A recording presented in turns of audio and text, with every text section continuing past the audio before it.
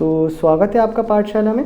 आज हम देखने वाले अर्थ्स एंगल ऑफ डिप। तो जैसे लास्ट वीडियो में हमने देखा था हॉरिजॉन्टल प्लेन के ऊपर अगर हम रख के हॉरिजॉन्टल प्लेन में ये कंपास को ऐसे मूव करवाए तो ये जो एंगल बनता है ट्रू नॉर्थ के साथ और ट्रू साउथ के साथ, वो क्या होता है, हमारा एंगल ऑफ डिप होता है, एंगल ऑफ डिक्लिनेशन होता है। अभी इस केस में क्या है, ये आपका सरफेस, ये सरफेस आपका धरती ऐसा ही है, हमने कंपास को ऐसे प्लेस किया तो कंपास ऐसे रोटेट करेगा। क्या बात है, क्लियर है, डन है। तो बनाते, ये हमारा धरती है प्लेन, मैंने यहाँ पे कंपास को ऐसे रखा तो ऐसे रोटेट हुआ, तो रोटेट होकर सपोज इस नीचे की तरफ दिखा रहा है। अब देखो समझना, अगर मैं कंपास को यहाँ पे ऐसे रखूँ, इस सरफेस में ऐसे रखूँ इसको, और इस तरफ रोटेट हो रहा है, इसका मतलब क्या है, ये मैग्नेटिक फील्ड के हिसाब से रोटेट नहीं हो रहा है। अर्थ का जो मैग्नेटिक फील्ड अर्थ बनाते हैं अपने सराउंडिंग में ना, याद करो, याद करना आप ज़रा। तो हम अगर हमारा अर्थ ये होता तो एक कंपास किस तरफ शो करता है, अर्थ के मैग्नेटिक फील्ड की तरफ शो नहीं करता है कि अर्थ का मैग्नेटिक फील्ड ऐसा कुछ हो रहा है, ना नहीं, अर्थ का मैग्नेटिक फील्ड ऐसा कुछ हो रहा है। ये जो अर्थ का मैग्नेटिक फील्ड का डायरेक्शन में होता है ना, इसी को हम देखो, आप कोई भी एक पॉइंट पे खड़े हो के आपने कंपास ऐसा था, आपने इसको खड़ा किया, खड़ा करने के बाद इस तरह आपने घूमते हुए देखा, आपको यहाँ पे एक एंगल मिलेगा। यही जो एंगल होता है इसी को हम बोलते हैं एंगल ऑफ डिप, जो कि हम वर्टिकल प्लेन में नापते हैं। ये बातें क्लियर है। ये बेसिकली आपका हॉराइजन है, हॉराइजन या फिर आपका सरफेस ऑफ अर्थ, दोनों एक ही चीज़ है। सरफेस ऑफ अर्थ, हॉराइजन का मतलब क्या होता है, ना ख़त्म होने वाला चीज़, बहुत लंबा, डन है। हॉराइजन अंतम मतलब एंड बिहाइंड द हॉराइजन, समझ रहे हो। हॉराइजन मतलब जहाँ तक सीधा दिखता है, समुद्र में आप देखते हो ना सीधा एक जगह समुद्र खत्म होता है ना, उसको हम हॉराइजन कहते हैं। इस केस पे भी आप देखोगे कहीं पे भी सीधा है, धरती तो हमें सीधा ही दिखता है ना, हम जब धरती में चलते हैं क्या हमें लगता है वो गोल है, नहीं लगता है ना, तो हॉराइजन। ये बातें क्लियर है। तो इसका डेफिनेशन लिखते हैं कि अर्थ, इसका एंगल ऑफ डिप का मतलब क्या होता है। सो इसका डेफिनेशन होगा, ये आपका क्या है, अर्थ का मैग्नेटिक फील्ड के हिसाब से अलाइन नहीं हुआ है, यहाँ पे कंपास रखोगे तो ऐसे अलाइन हो जाएगा। ये बातें क्लियर है। यहाँ पे प्रॉपर्ली समझ नहीं आएगा, इसलिए मैंने यहाँ पे बना के दिया, डन, क्योंकि ये बहुत ही बड़ा स्केल में होता है तो यहाँ पे एंगल शो करना पॉसिबल नहीं होता है, डन। तो अर्थ क्या, अर्थ्स मैग्नेटिक डिप, इसका डेफिनेशन लिखेंगे हम, angle between earth magnetic field intensity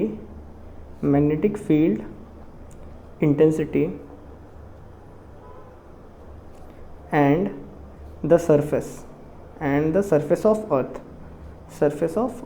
या फिर क्या बोल सकते हैं इसको हम, horizon भी बोल सकते हैं। horizon is called angle of dip, done. इसको डेल्टा से भी लिखते हैं, डेल्टा डी, जो भी दिल करे सबका।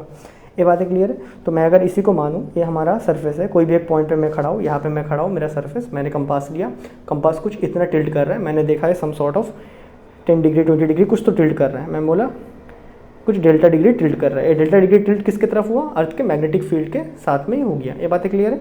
अब जब अर्थ के मैग्नेटिक फील्ड के साथ में हो गया तो ऑब्वियसली इसके दो कॉम्पोनेंट भी बनेंगे, दैट इज़, ये क्या है, ये है अर्थ का मैग्नेटिक फील्ड बी। सो यहाँ पे जो मैंने बी लिखा है वो क्या है आपका, अर्थ मैग्नेटिक फील्ड, और उसका वैल्यू कितना होता है 10⁻⁵ टेस्ला, यहाँ पे याद रखोगे, ठीक है। तो ये आपका अर्थ मैग्नेटिक फील्ड है। तो जैसे हमें पता है, अगर हमें एंगल भी पता चल जाए ना, जैसे हमें एंगल यहाँ पे जब आप देखोगे ना, जब कंपास टिल्ट होता है आपको वहाँ पे एंगल लिखा होता है, कैलिब्रेटेड एंगल होता है, तो आपको ये एंगल ही पता चल जाएगा। तो एंगल पता चल गया तो आपको पता चल जाएगा कि सरफेस में कितना मैग्नेटिक फील्ड लग रहा है, that is magnetic field in the surface, horizon या फिर हॉरिजॉन्टल में कितना लग रहा है, कितना लगेगा आपका है, that is b cos delta.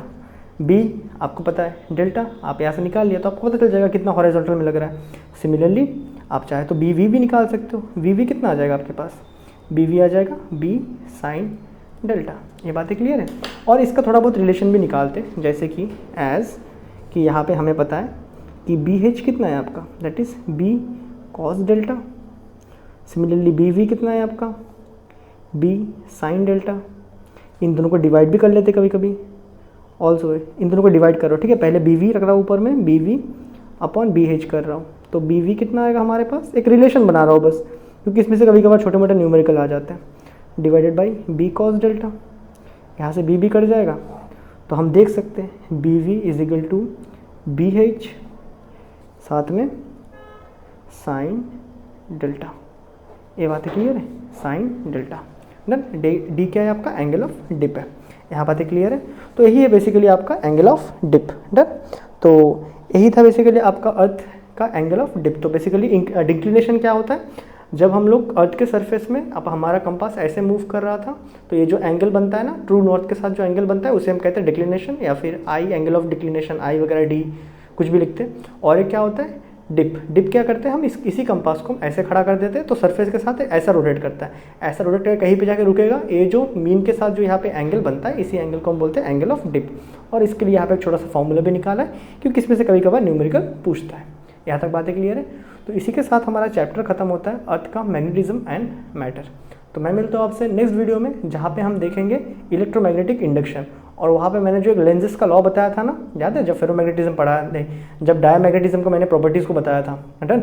सारे कॉयल कॉपर से ही क्यों बनते हैं, जब कॉपर से बनता है, कॉपर क्या है एक डायमैग्नेटिक मटेरियल है, तो उसके अंदर याद है ना कि अपोज वो कैसे कर लेता है, वो कैसे अपोजिट मैग्नेटिक फील्ड बनाता है। तो मैंने वहाँ पे बताया था अकॉर्डिंग टू लेंजेस लॉ। तो वो सारे चीज़ हम नेक्स्ट चैप्टर में पढ़ने वाले हैं। यहाँ तक बातें क्लियर है। तो मैं मिलता हूँ आपसे नेक्स्ट वीडियो में, दैट इज नेक्स्ट चैप्टर में। तब तक के लिए गुड बाय।